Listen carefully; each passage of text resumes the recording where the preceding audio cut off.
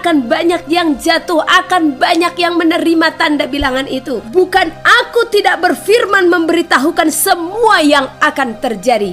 Jadi Elohim berfirman, Elohim memberitahukan segala sesuatu yang akan terjadi di seluruh bumi ini. Jadi kita tidak punya alasan. Mana sorgawi? Elohim berfirman, tanda bilangan telah memenuhi bumi. Ya, saat itu saya bertanya, Bapak, itu tanda bilangan Elohim katakan telah memenuhi bumi. Seperti apakah dan bagaimanakah? Saat itu saya dibukakan, tanda bilangan telah memenuhi bumi.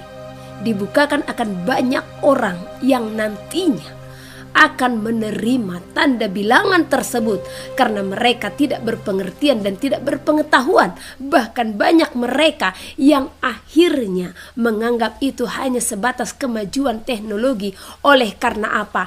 Tuntutan hidup.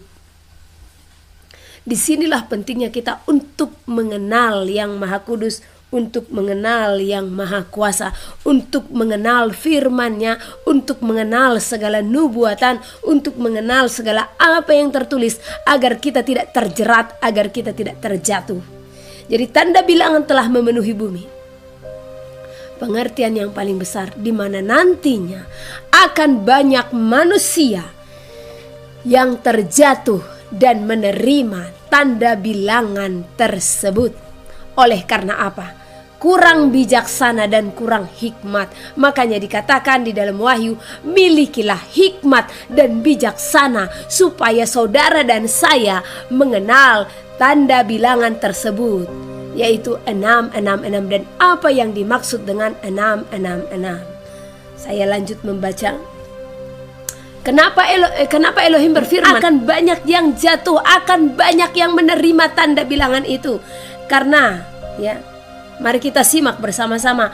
Bukan aku tidak berfirman memberitahukan semua yang akan terjadi. Jadi Elohim berfirman, Elohim memberitahukan segala sesuatu yang akan terjadi di seluruh bumi ini. Jadi kita tidak punya alasan, Bapak, kami tidak mengetahui. Terkadang kitalah yang enggan untuk mendengar, kitalah yang menganggap sepele, kitalah yang tidak peduli, kitalah yang mengabaikan segala pesan-pesan Elohim yang diberitahukan melalui para hambanya. Banyak kita menganggap sepele dengan yang namanya hamba-hamba Elohim, ya, sekalipun dia kecil dipakai. Yang seharusnya kita harus peka, kita harus hubungkan segala pemberitaan itu dengan apa yang tertulis. Tetapi banyak sesungguhnya orang karena apa? Sulit untuk melepaskan segala duri-duri, semak duri yang mengikat mereka. Karena di saat mereka mendengar tentang the mark of the beast atau tanda bilangan tersebut, maka mereka akan menghubungkan dengan segala kehidupan mereka. Maka mereka sulit untuk apa? Melepas dunia ini.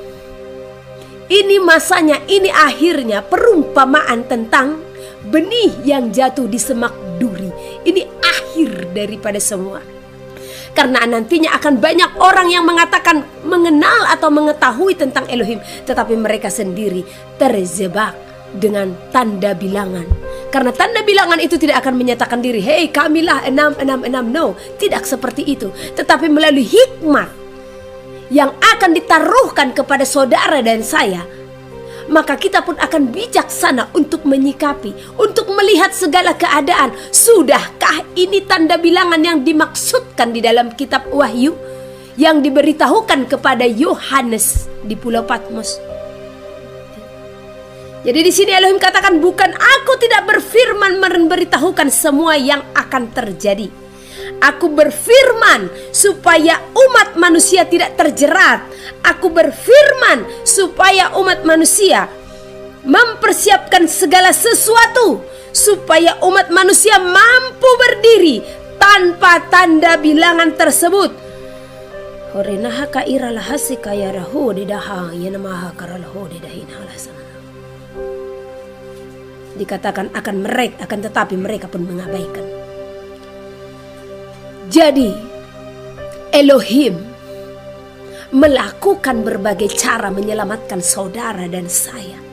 penyelamatan demi penyelamatan Dia berikan kepada bumi ini agar kita tidak terjerat. Ya. Dia berfirman supaya manusia tidak terjerat.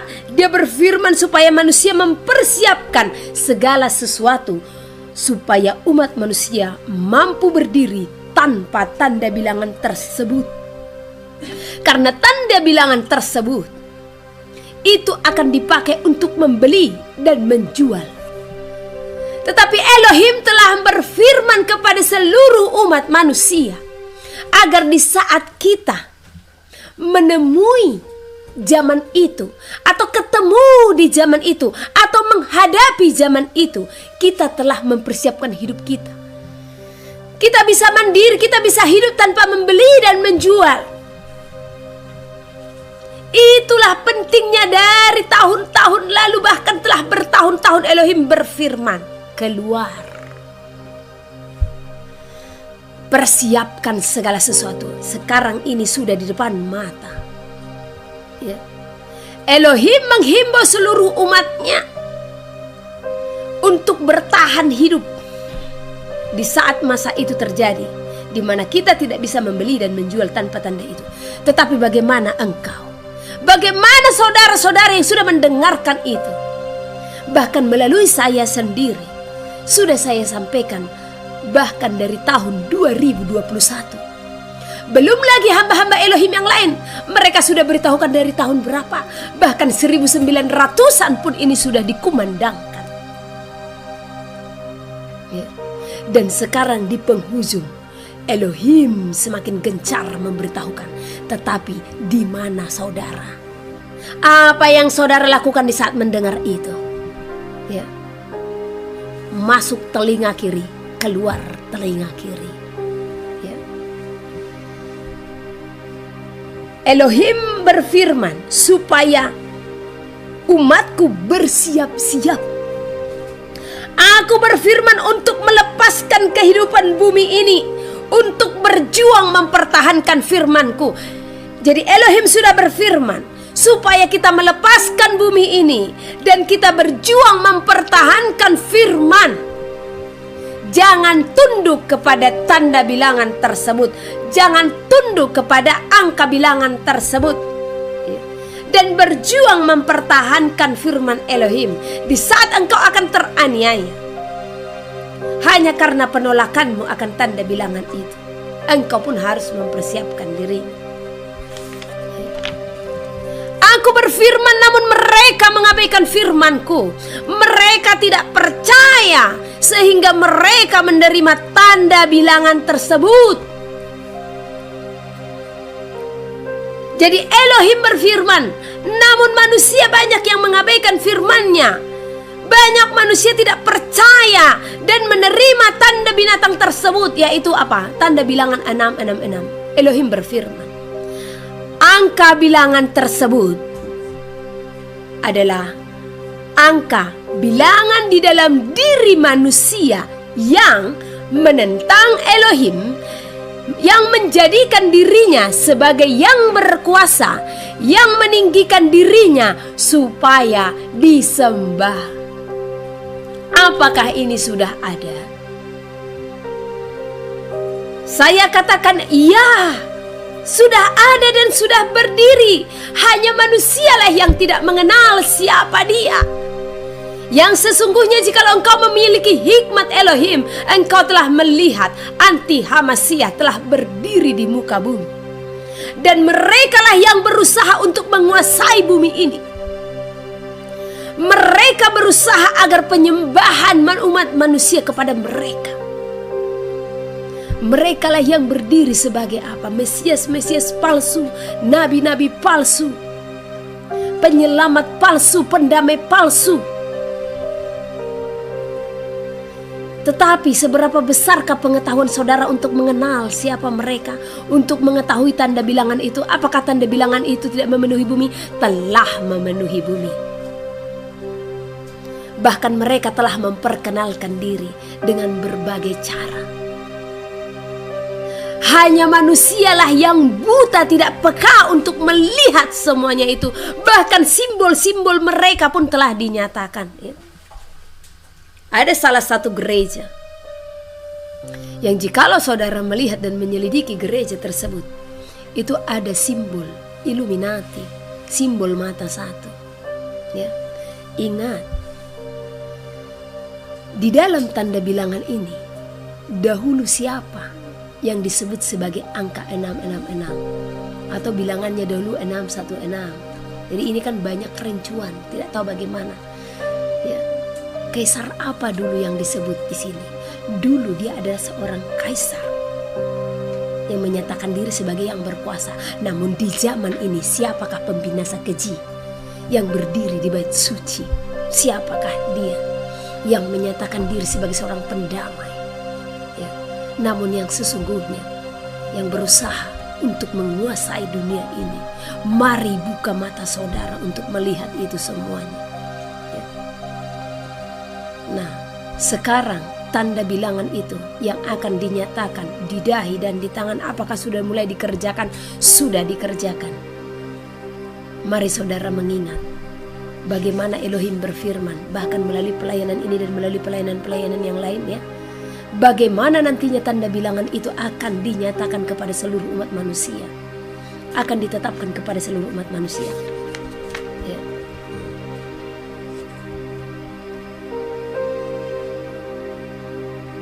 Oke, sebelumnya saya baca lagi. Ini tanggal 16 Oktober ada juga pesannya, nanti saya lupa. Ya. Jadi ini kita harus hubungkan juga apa yang sedang terjadi di bumi ini dengan akhir zaman. Ya.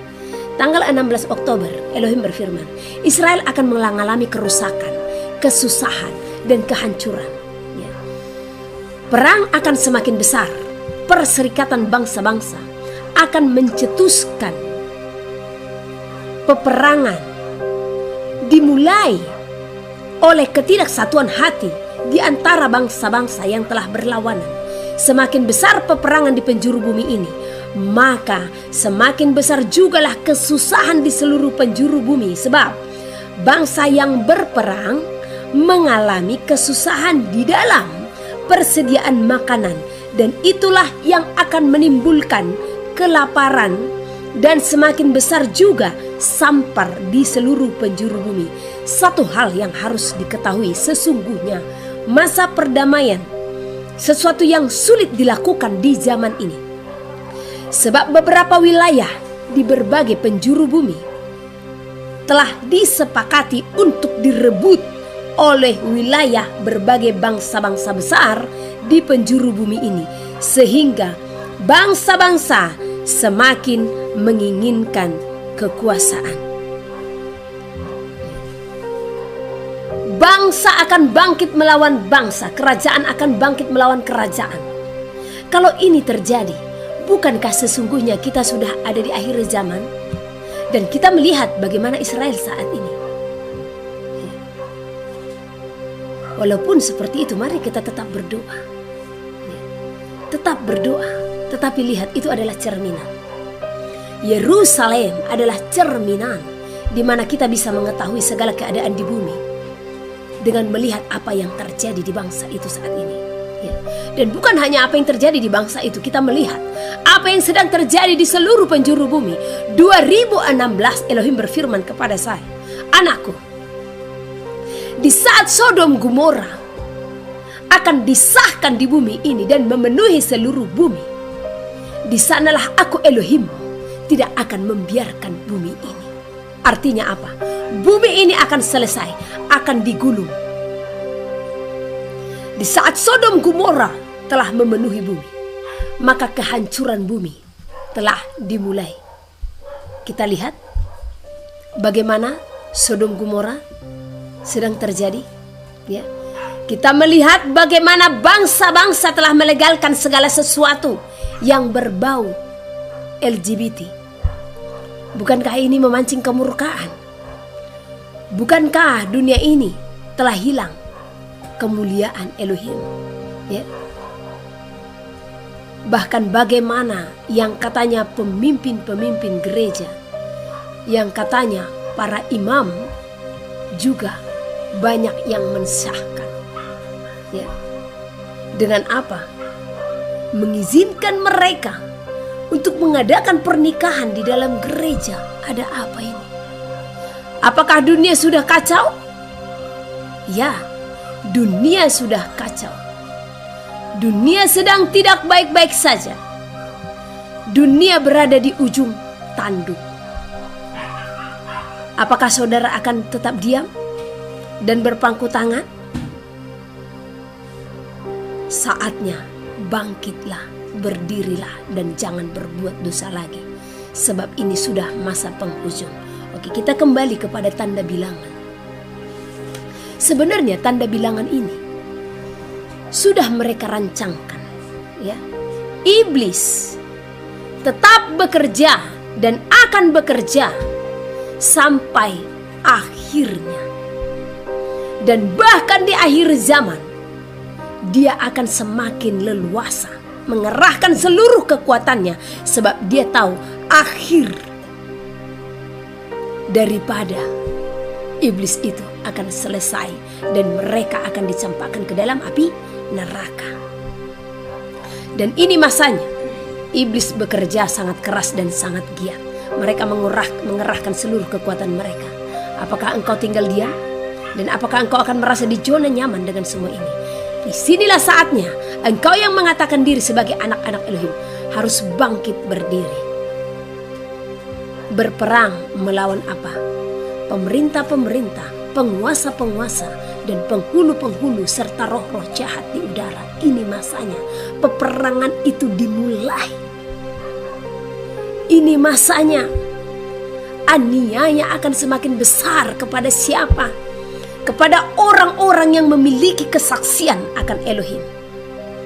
Ya, saudara dan saya, kita adalah orang-orang yang siap martir, siap teraniaya hanya untuk kebenaran. Ya. Kalau saudara pelajari, ya, 2021 di saat si suntikan sedang dikerjakan, saya pernah sampaikan kepada saudara, di sana Elohim berfirman, kalau itu adalah pintu gerbang menuju masa di mana tanda bilangan itu akan dinyatakan. Ini adalah pintu gerbangnya, ini adalah tryout-nya, ini adalah simulasi, ini adalah gambaran dari masa yang akan datang. Saya pernah sampaikan itu, 2021 saya sudah sampaikan. Kalau apa yang diterapkan saat itu adalah gambaran dari masa yang sesungguhnya. Karena kemarin belum yang sesungguhnya, belum realnya, belum aslinya. Karena kemarin itu, waktu diberikan peraturan, hanya tidak bisa pergi kemana-mana, tidak bisa bekerja, membeli dan menjual masih bisa, benar? Aslinya peraturan itu nanti akan digiring di mana kita tidak bisa membeli dan menjual tanpa tanda itu. Dan apakah sudah terjadi? Sudah di depan mata. Ya. Beberapa wilayah sekarang sudah menerapkan scan wajah, scan tangan. Dan Indonesia apakah ketinggalan? Tidak. Ya. Tahun depan akan semakin nyata. Ini kita sudah sama-sama menonton berita. Ya, sebentar lagi SIM, ya, itu akan dibuat scan wajah dan tangan. Kenapa di wajah? Kenapa dan di tangan? Sesuai dengan yang tertulis. Jadi kalau sudah menjurus ke sana, saya sampaikan kepada saudara, ya, berhenti. Jangan pernah menerima hal yang seperti itu. Makanya persiapkan dari sekarang. Kenapa engkau harus mengeraskan hati? Bukankah Elohim telah berfirman, jikalau hari ini engkau mendengarkan suara Elohim, maka jangan keraskan hatimu. Jangan santai-santai saja, ya. Jangan santai. Lihat berita. Apa yang saya sampaikan ini, apa yang saya dengar dari berita di media, bukan hanya sosial media, berita-berita daripada televisi, ya, pemberitahuan daripada pemerintah dengan akan apa yang akan diterapkan, ditetapkan, ya. Jadi angka bilangan itu mereka masukkan itu.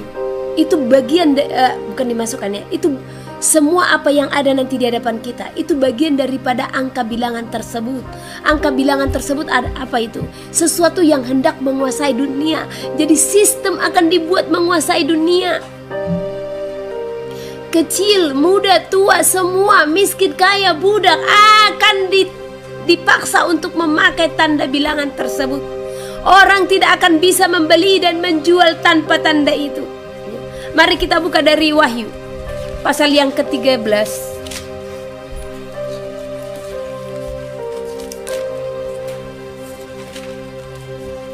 Jadi hati-hati supaya saudara tidak terjerat.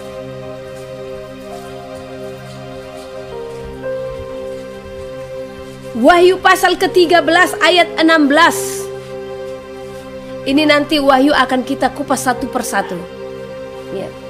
Itu nanti tugas saya kepada saudara, doakan jaringan ini. Kita sudah ganti kartu karena kita kan pakai SIM card untuk jaringan ya. Jadi ini kita puji Elohim ada kartu yang baru ya. Kita coba dan ternyata lancar ya. Doakan ini terus akan lancar supaya kita bisa Zoom. Ya, karena di Zoom saya bisa leluasa untuk mengajarkan saudara. Wahyu pasal ke-13 ayat 16. Dan ia menyebabkan, apa ia di sini, patung itu tadi sistem atau peraturan ya. Sehingga kepada semua orang kecil atau besar, kaya atau miskin, merdeka atau hamba, diberi pada tangan kanannya atau pada dahinya, dan tidak seorang pun yang dapat membeli atau menjual selain daripada mereka yang memakai tanda itu, yaitu nama binatang itu atau bilangan namanya. Yang penting di sini ialah hikmat. Barang siapa yang bijaksana, baiklah ia menghitung bilangan binatang itu, karena bilangan itu adalah bilangan seorang manusia. Pas ya, yang Elohim katakan tadi kalau angka bilangan itu adalah bilangan di dalam diri manusia, kata Elohim. Yang menentang Elohim, yang menjadikan dirinya sebagai yang berkuasa dan yang meninggikan dirinya supaya disembah. Saudara dan saya yang membuat perhitungan itu dan mengetahui bagaimana ya. Jadi ini sudah sangat jelas dikatakan ya. Kalau orang, kepada semua orang kecil besar, kaya miskin, merdeka atau hamba, diberi tanda pada tangan kanannya atau pada dahinya. Pada tangan kanannya atau pada dahinya diberi tanda ya. Kenapa? Karena melalui tanda itulah nanti semua orang bisa membeli dan menjual tanpa tanda itu. Dan itu diawali dengan apa saudara? Barcode ya. Itu diawali dengan barcode. Dan ini sebenarnya sudah mereka rencanakan jauh hari sebelum ya. Sesuai dengan pertumbuhan perkembangan daripada teknologi ya. Step by step mereka lakukan itu ya, step by step.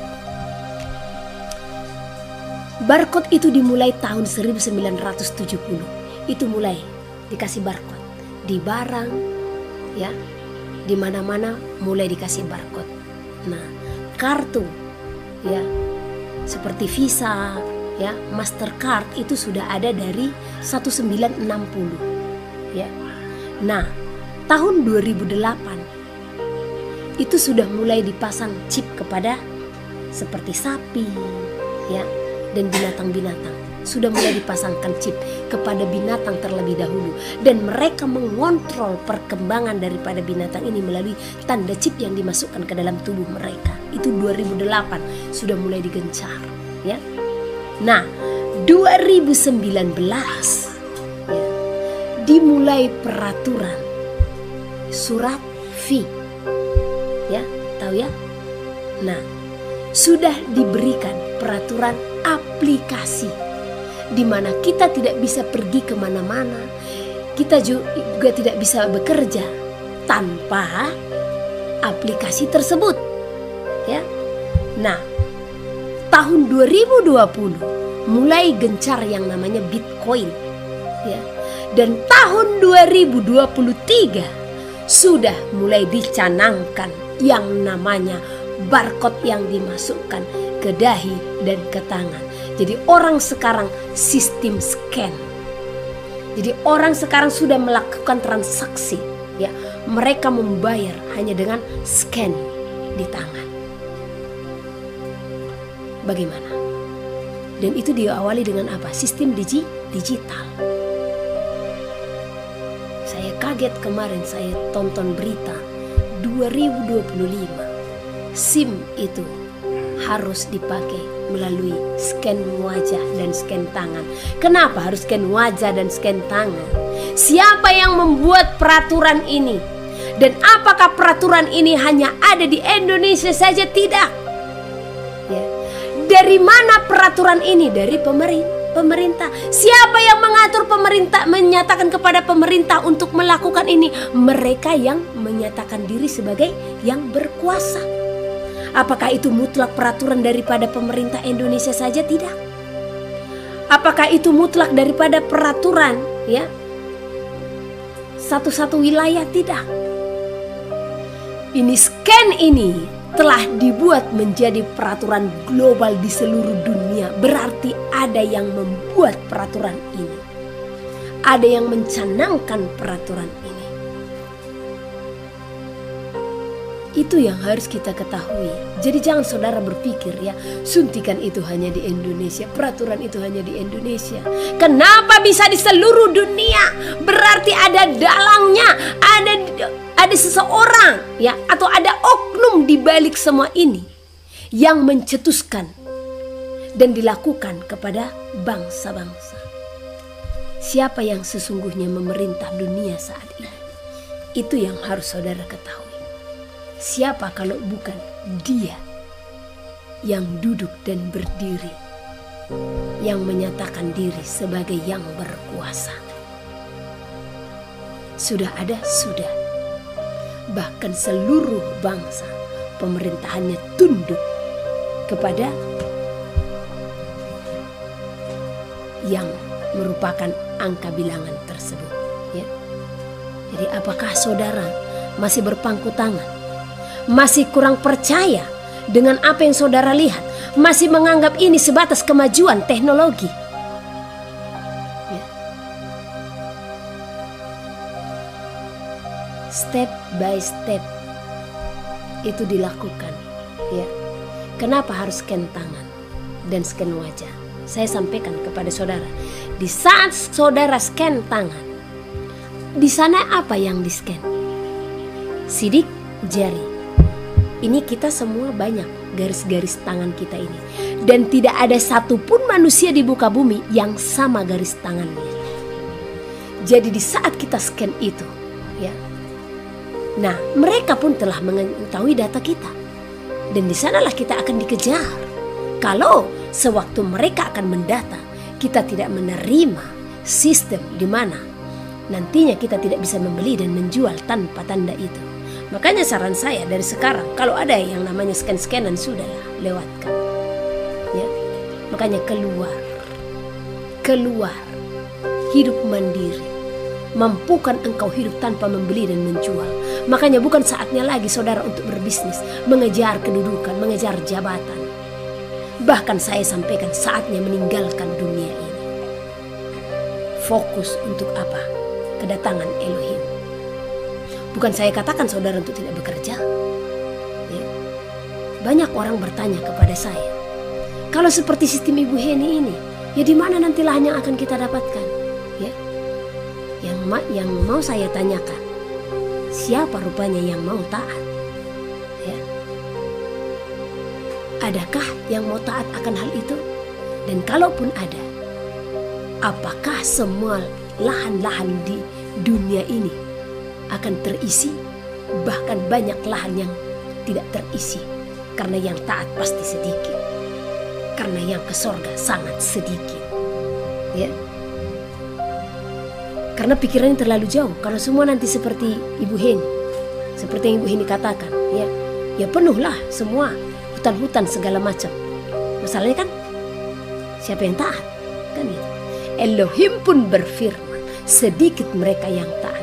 Jadi luas nanti wilayah yang kosong, yang tidak dikelola, yang merupakan ciptaan Elohim. Oleh karena apa? Manusia enggan. Manusia tidak mau taat dengan apa yang Elohim perintahkan. Ya. Dan manusia pun terjatuh dan terjerat sehingga menerima tanda bilangan tersebut. Ya. Dari mana mau makan? Ya. Kamu lapar? Tanda tangani, terima. Kamu sakit? Kamu mau ke dokter? Tanda tangani, terima. Karena orang yang nantinya tidak menerima itu, mereka akan dibunuh. Artinya apa? Ditutup segala akses. Engkau tidak bisa membeli, engkau tidak bisa menjual, engkau tidak bisa sekolah, engkau tidak bisa mendapatkan pendidikan pemerintahan, segala pelayanan pemerintahan, segala macam. Karena apa? Engkau tidak menerima. Karena itu akan menjadi peraturan pemerintah yang akan ditetapkan kepada seluruh manusia. Dengan tujuan apa? Kemakmuran. Kenapa saya katakan kemakmuran? Sebab dengan adanya tanda itu, gak ada perampok toh. Karena uang tunai, ya, step by step akan ditarik. Jadi orang hanya scan. Gimana orang mau merampok tangan? Ya, apa bisa nanti tangan ini dipotong, dia scan? Nggak bisa, karena aliran darahnya waktu scan harus mengalir. Ya, jadi harus berpikir sampai sejauh itu. Ya, nah, jadi ini akan semakin besar. Jadi mereka sudah mulai memperkenalkan, lihat ya, seperti yang saudara katakan, sudah dimulai dengan apa? Absensi itu kan sudah, finger scan jari ya, fingering ya. Nah, sudah scan pertama dari jari jempol, baru scan tangan. Kan ini sudah lama toh dimulai, ya.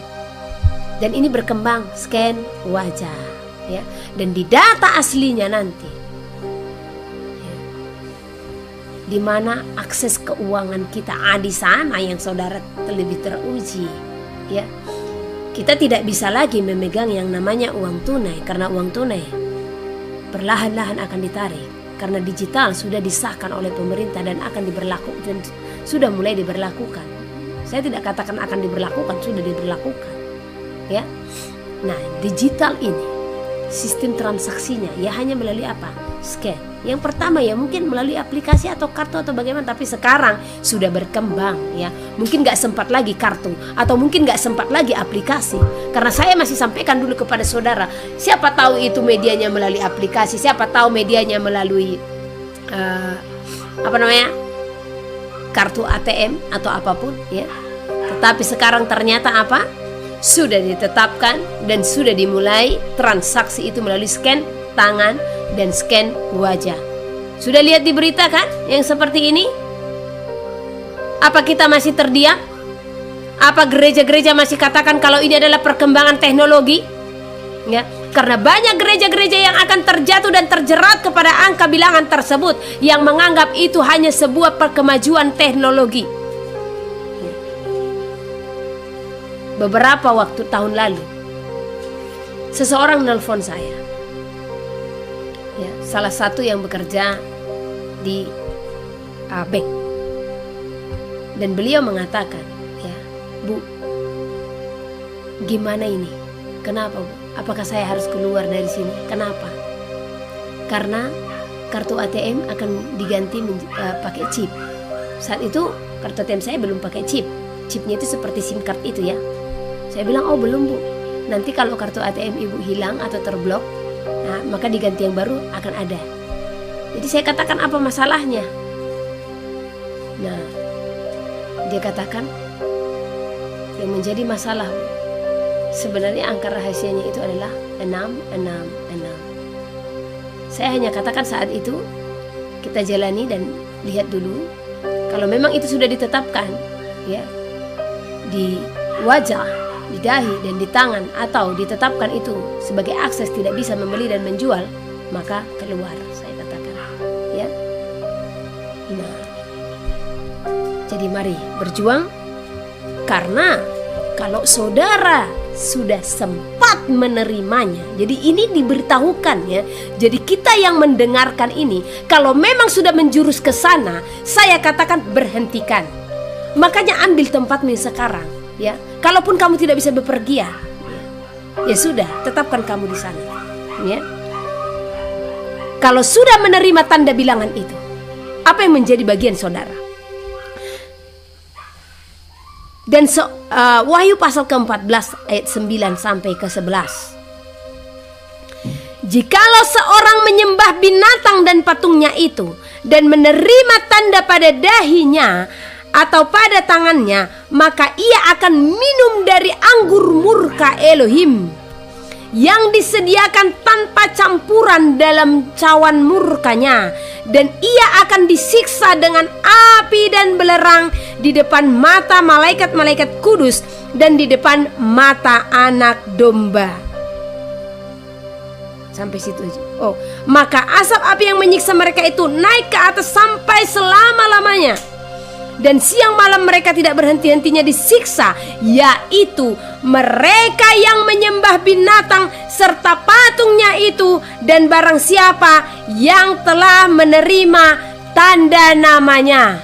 Jadi sekali lagi saya ingatkan kepada saudara, kalau peraturan itu memang sudah harus scan wajah, scan tangan, sudah stopkan. Dari sekarang engkau yang di perkotaan, keluarlah. Ya. Lakukan hidup mandiri, survive, ya. Bijaksana, karena nanti yang menjadikanmu menerima bilangan itu hanya karena keadaanmu, ya, oleh karena keadaan. Nah, jadi pesankan apa yang saya sampaikan ini, apa yang Elohim telah sampaikan kepada kita, untuk tidak menerima tanda bilangan tersebut, untuk tidak menerima peraturan-peraturan itu di saat kita tidak bisa membeli dan menjual. Berhenti dari sekarang. Saya sampaikan, saudara terkasih, tolong lihat zaman ini sudah di depan mata, sudah di hadapan saudara dan saya, sudah sangat dekat. Tidak 1, 2, 3 orang lagi hamba-hamba Elohim yang menyerukan kepada saudara. Namun kenapa engkau masih berpangku tangan? Kenapa engkau tidak bergerak? Kenapa engkau masih berdiam diri? Ini saya tahu siapa-siapa saja dari 200 sekian orang yang ikut di sini yang telah melakukannya. Hanya hitungan jari.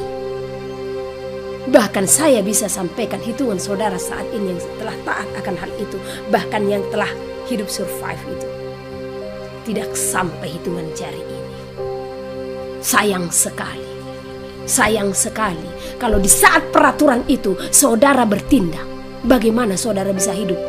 Bukan hal gampang. Kami di sini juga selama 3 tahun bukan hal yang gampang. Untuk mempersiapkan segala sesuatu, jangan saudara pikir ya, untuk bercocok tanam juga hal yang gampang, no. Ya, persiapan-persiapan akan hal itu. Hartamu, emasmu tidak akan menyelamatkanmu di masa itu, tidak akan bisa. Ya. Sekalipun engkau menyimpan emas permata saat ini, tidak akan ada artinya di masa itu. Di saat tanda bilangan itu ditetapkan, di saat kita tidak bisa membeli dan menjual tanpa tanda itu telah dinyatakan, gak akan berlaku, tidak akan berguna. Mau kamu ganti apa? Emasmu. Makanya dari sekarang saya selalu katakan, alokasikan itu semua. Beli aset yang baru, aset yang bisa memberikanmu kehidupan. Yaitu apa? Ladang. Ya. Mulai bercocok tanam supaya engkau bisa bertahan menjelang kedatangan Elohim. Kalau tanda bilangan itu ditetapkan di masamu, kalau engkau belum meninggal di masa itu, kalau engkau ketemu di masa itu, ada persiapan. Dan bumilah yang akan melindungi. Ya. Jadi mari saudara, taat selagi masih ada waktu. Ya. Di Indonesia ini aja berita tentang mark of the beast itu sangat minim ya. Saya coba untuk melihat dan memantau bagaimana orang-orang di luar negeri, bahkan sudah banyak yang taat akan hal itu. Mereka sudah meninggalkan segala sesuatu, walau tetap mereka masih melayani. Ya, jangan saudara pikir, oh kalau kita keluar kita ke pedesaan atau bagaimana. Bukankah kita harus melayani? Oh tidak semua orang. Itu tugasnya. Ya, full timer. Melayani itu bukan berarti harus keluar kemana-mana. Ya, dengan engkau kepada keluargamu dan kepada sesamamu itu juga melayani. Karena tidak semua yang jawatannya full timer. Ya, saya juga tidak menghalangi saya untuk melayani saudara, walaupun saya telah jauh ya dari yang namanya kebisingan. Ya, tidak terhambat bagi saya untuk melayani saudara. Jadi itu tidak alasan, itu tidak dalih. Ya, jadi berjuang dari sekarang. Nah, tolak yang namanya scan-scanan. Ya. Nah, kalau saudara tidak bisa menolak, sudah tinggalkan. Tinggalkan. Ya. Pakai apa yang ada saat ini. Berdoa kepada Elohim. Ya, supaya ditunjukkan orang-orang yang bisa satu tim dengan saudara. Karena saya katakan perlu untuk membentuk tim. Untuk hal ini, supaya saling meneguhkan, saling menguatkan. Jangan perorangan. Banyak juga yang perorangan, saya tahu itu. Tapi ada baiknya. Ya, per tim. Ya. Nah, demikian yang saya bisa sampaikan pada malam hari ini. Ya, tentang tanda bilangan itu. Supaya saudara mempersiapkan diri untuk tidak menerima tanda bilangan itu. Sekarang di beberapa wilayah sudah menerapkan sistem scan. Ya. Nah, jadi bersatu hatilah selalu. Ajak anak-anakmu, ajak suami, ajak istrimu, ajak saudara-saudaramu. Ya, ingat jangan menganggap ini hanya sebatas kemajuan atau perkembangan teknologi. Ya, kita lihat bagaimana bahkan tanda-tanda chip itu ya sudah mulai mereka kembangkan, dimasukkan ke dalam tubuh manusia. Untuk apa? Ya, mereka akan menyatakan segala sesuatu yang baik, hal-hal yang baik. Ya, tetapi di dalam tubuhmu telah ditaruhkan Elohim, ya, yang terbaik untukmu. Tidak perlu buatan manusia untuk kau masukkan ke dalam tubuhmu. Ya, tidak penting. Cukup yang kau masukkan ke dalam tubuhmu itu apa? Praise and worship dan firman Elohim. Ya. Nah, jadi firman Elohim yang harus engkau serap setiap hari, setiap waktu. Oke, ini saya jawab dulu. Tinggalnya bisa chat di WA. Ya, tinggal di mana? Siapa orang-orang yang mau belajar untuk seperti kami membuka pintu. Ya, tapi sesuai dengan keadaan. Ya, saya berulang kali katakan kepada saudara, datang karena ada hal yang harus kami sampaikan di tempat ini kepada saudara. Untuk mempersiapkan dengan saudara datang pun ke tempat ini, maka saudara mempersiapkan segala sesuatu. Saya sampaikan kepada saudara juga, sudah cukup dunia ini, sudah selesai ini. Saatnya bagimu fokus untuk kedatangan Hamasia. Saatnya bagimu fokus menyongsong kedatangan Hamasia. Asalkan cukup makan dan pakaian, itu yang harus kita terapkan saat ini. Tidak saatnya lagi untuk pengembangan bisnismu, tidak saatnya lagi untuk kenaikan jabatanmu. Kenapa? Ya, karena digital itu kan sudah diumumkan, sudah di sana dia. Ya. Pengkhotbah pasal 4. Lagi aku melihat segala penindasan yang terjadi di bawah matahari, dan lihatlah air mata orang-orang yang ditindas dan tak ada yang menghibur mereka, karena di pihak orang-orang yang menindas ada kekuasaan. Oleh sebab itu, aku menganggap orang-orang mati yang sudah lama meninggal lebih bahagia daripada orang-orang hidup yang sekarang masih hidup. Tetapi yang lebih bahagia daripada kedua-duanya itu, kuanggap orang yang belum ada, yang belum melihat perbuatan jahat yang terjadi di bawah matahari. Dan aku melihat bahwa segala jerih payah dan segala kecakapan dalam pekerjaan adalah iri hati seseorang terhadap yang lain. Ini pun kesia-siaan dan usaha menjaring angin.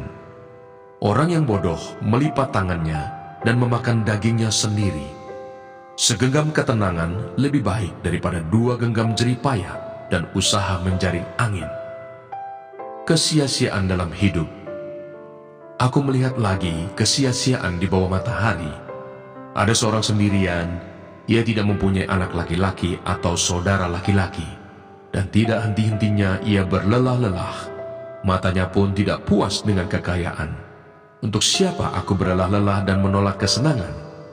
Ini pun kesia-siaan dan hal yang menyusahkan. Berdua lebih baik daripada seorang diri, karena mereka menerima upah yang baik dalam jeripayah mereka. Karena kalau mereka jatuh, yang seorang mengangkat temannya, tetapi wahai orang yang jatuh, yang tidak mempunyai orang lain untuk mengangkatnya. Juga kalau orang tidur berdua, mereka menjadi panas, tetapi bagaimana seorang saja dapat menjadi panas? Dan bila mana seorang dapat dialahkan, dua orang akan dapat bertahan. Tali 3 lembar tak mudah diputuskan. Lebih baik seorang muda miskin, tetapi berhikmat, daripada seorang raja tua, tetapi bodoh, yang tak mau diberi peringatan lagi. Karena dari penjara, orang muda itu keluar untuk menjadi raja, biarpun ia dilahirkan miskin. Semasa pemerintahan orang yang tua itu, aku melihat semua orang yang hidup di bawah matahari berjalan bersama-sama dengan orang muda tadi yang akan menjadi pengganti raja itu. Tiada habis-habisnya rakyat yang dipimpinnya, namun orang yang datang kemudian tidak menyukai dia. Oleh sebab itu, ini pun kesia-siaan dan usaha menjaring angin. Takutlah akan Allah. Jagalah langkahmu kalau engkau berjalan ke rumah Allah. Menghampiri untuk mendengar adalah lebih baik daripada mempersembahkan korban yang dilakukan oleh orang-orang bodoh, karena mereka tidak tahu bahwa mereka berbuat jahat.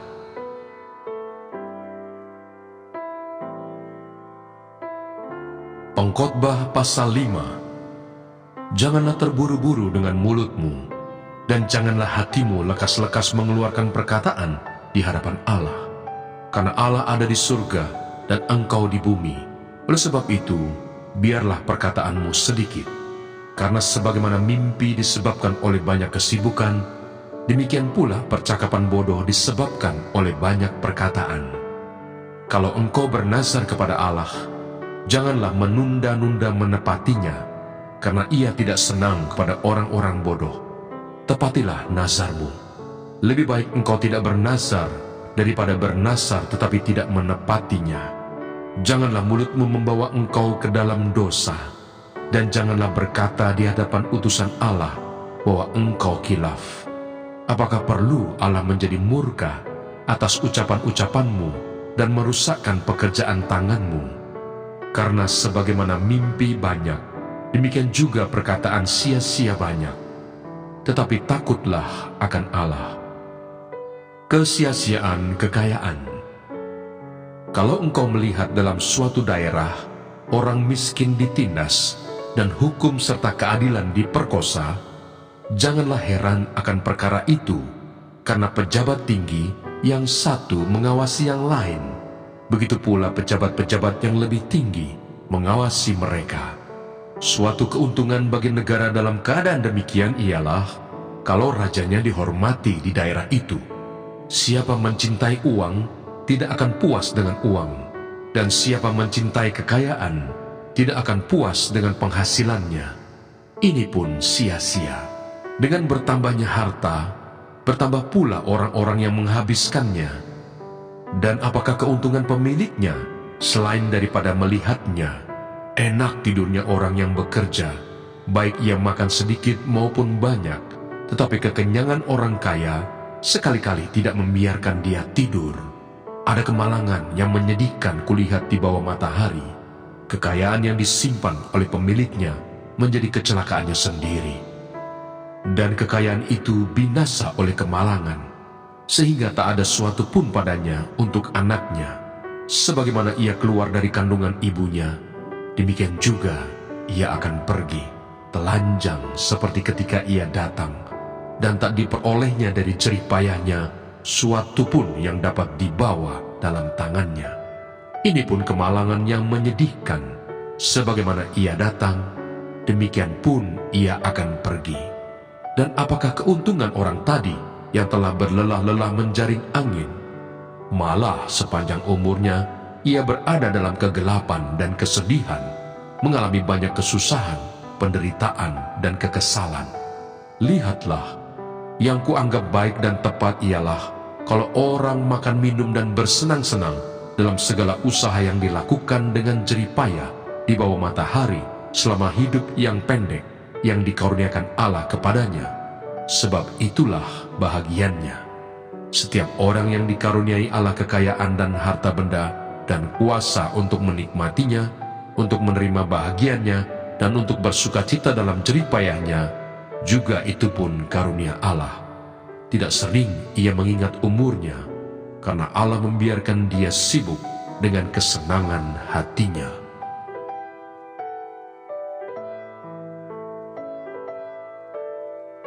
Pengkhotbah pasal 6. Ada suatu kemalangan yang telah kulihat di bawah matahari, yang sangat menekan manusia, orang yang dikaruniai Allah kekayaan, harta benda dan kemuliaan, sehingga ia tak kekurangan suatu pun yang diingininya. Tetapi orang itu tidak dikaruniai kuasa oleh Allah untuk menikmatinya, melainkan orang lain yang menikmatinya. Inilah kesia-siaan dan penderitaan yang pahit. Jika orang memperoleh 100 anak dan hidup lama sampai mencapai umur panjang, tetapi ia tidak puas dengan kesenangan, bahkan tidak mendapat penguburan, kataku, anak gugur lebih baik daripada orang ini. Sebab anak gugur itu datang dalam kesia-siaan dan pergi dalam kegelapan, dan namanya ditutupi kegelapan. Lagi pula, ia tidak melihat matahari dan tidak mengetahui apa-apa. Ia lebih tenteram daripada orang tadi. Biarpun ia hidup 2 kali 1000 tahun, kalau ia tidak menikmati kesenangan, bukankah segala sesuatu menuju satu tempat? Segala jerih payah manusia adalah untuk mulutnya, namun keinginannya tidak terpuaskan. Karena apakah kelebihan orang yang berhikmat daripada orang yang bodoh? Apakah kelebihan orang miskin yang tahu berperilaku di hadapan orang? Lebih baik melihat saja daripada menuruti nafsu. Ini pun kesia-siaan dan usaha menjaring angin. Apapun yang ada, sudah lama disebut namanya, dan sudah diketahui siapa manusia, yaitu bahwa ia tidak dapat mengadakan perkara dengan yang lebih kuat daripadanya. Karena makin banyak kata-kata, makin banyak kesia-siaan. Apakah faedahnya untuk manusia? Karena siapakah ia mengetahui apa yang baik bagi manusia sepanjang waktu yang pendek dari hidupnya yang sia-sia, yang ditempuhnya seperti bayangan? Siapakah yang dapat mengatakan kepada manusia apa yang akan terjadi di bawah matahari sesudah dia?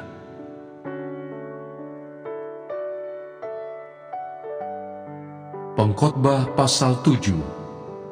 Hikmat yang benar. Nama yang harum lebih baik daripada minyak yang mahal, dan hari kematian lebih baik daripada hari kelahiran. Pergi ke rumah duka lebih baik daripada pergi ke rumah pesta, karena di rumah dukalah kesudahan setiap manusia. Hendaknya orang yang hidup memperhatikannya. Bersedih lebih baik daripada tertawa, karena muka muram membuat hati lega. Orang berhikmat senang berada di rumah duka, tetapi orang bodoh senang berada di rumah tempat bersukaria. Mendengar hardikan orang berhikmat lebih baik daripada mendengar nyanyian orang bodoh. Karena seperti bunyi duri terbakar di bawah kuali, demikian tertawa orang bodoh. Ini pun sia-sia. Sungguh pemerasan membodohkan orang berhikmat, dan uang suap merusakkan hati. Akhir suatu hal lebih baik daripada awalnya. Panjang sabar lebih baik daripada tinggi hati. Janganlah lekas-lekas marah dalam hati, karena amarah menetap dalam dada orang bodoh. Janganlah mengatakan, mengapa zaman dulu lebih baik daripada zaman sekarang? Karena bukannya berdasarkan hikmat engkau menanyakan hal itu. Hikmat adalah sama baiknya dengan warisan, dan merupakan suatu keuntungan bagi orang-orang yang melihat matahari. Karena perlindungan hikmat adalah seperti perlindungan uang, dan beruntunglah yang mengetahui bahwa hikmat memelihara hidup pemilik-pemiliknya. Perhatikanlah pekerjaan Allah. Siapakah dapat meluruskan apa yang telah dibengkokkannya? Pada hari mujur bergembiralah, tetapi pada hari malang ingatlah bahwa hari malang ini pun dijadikan Allah, seperti juga hari mujur, supaya manusia tidak dapat menemukan sesuatu mengenai masa depannya. Dalam hidupku yang sia-sia, aku telah melihat segala hal ini. Ada orang saleh yang binasa dalam kesalehannya. Ada orang fasik yang hidup lama dalam kejahatannya. Janganlah terlalu saleh. Janganlah perilakumu terlalu berhikmat. Mengapa engkau akan membinasakan dirimu sendiri? Janganlah terlalu fasik. Janganlah bodoh. Mengapa engkau mau mati sebelum waktumu? Adalah baik kalau engkau memegang yang satu dan juga tidak melepaskan yang lain. Karena orang yang takut akan Allah luput dari kedua-duanya. Hikmat memberi kepada yang memilikinya lebih banyak kekuatan daripada 10 penguasa dalam kota. Sesungguhnya di bumi tidak ada orang yang saleh, yang berbuat baik dan tak pernah berbuat dosa. Juga janganlah memperhatikan segala perkataan yang diucapkan orang, supaya engkau tidak mendengar pelayanmu mengutuki engkau. Karena hatimu tahu bahwa engkau juga telah kerap kali mengutuki orang-orang lain. Pengejaran hikmat yang mengecewakan. Kesemuanya ini telah kuuji untuk mencapai hikmat. Kataku, aku hendak memperoleh hikmat, tetapi hikmat itu jauh daripadaku. Apa yang ada, itu jauh dan dalam, sangat dalam. Siapa yang dapat menemukannya? Aku tujukan perhatianku untuk memahami, menyelidiki dan mencari hikmat dan kesimpulan, serta untuk mengetahui bahwa kefasikan itu kebodohan dan kebebalan itu kegilaan. Dan aku menemukan sesuatu yang lebih pahit daripada maut, perempuan yang adalah jala, yang hatinya adalah jerat, dan tangannya adalah belenggu. Orang yang dikenan Allah terhindar daripadanya, tetapi orang yang berdosa ditangkapnya. Lihatlah, ini yang kudapati, kata pengkhotbah, sementara menyatukan yang satu dengan yang lain untuk mendapat kesimpulan. Yang masih kucari tetapi tidak kudapati. Kudapati seorang laki-laki di antara 1000, tetapi tidak kudapati seorang perempuan di antara mereka. Lihatlah, hanya ini yang kudapati, bahwa Allah telah menjadikan manusia yang jujur, tetapi mereka mencari banyak dalih. Mana Sorgawi.